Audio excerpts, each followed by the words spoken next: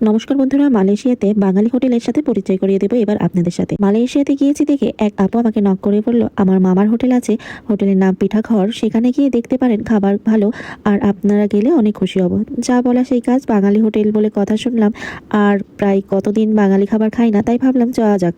তারপর আমরা এই যে চলে আসলাম, দেখুন কত রকমের খাবার, সবই বাঙালি খাবার।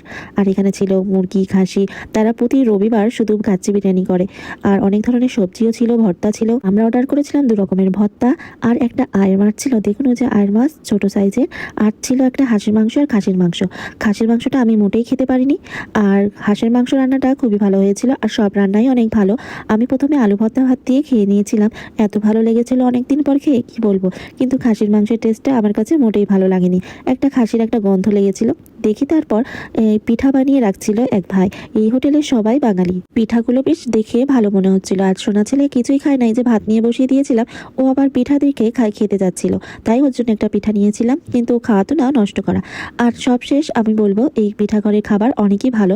আপনারা যারা মালয়েশিয়াতে থাকেন তারা অবশ্যই এই পিঠাঘর থেকে ঘুরে আসতে পারেন, এটি বুকিং মিন্তাংয়ের ঠিক পাশেই। সবাই আশা করি ভালো থাকবেন, সুস্থ থাকবেন। আর এই হোটেলটায় যেয়ে অনেকেই বাঙালিরা বসে খাওয়া দাওয়া করছিল।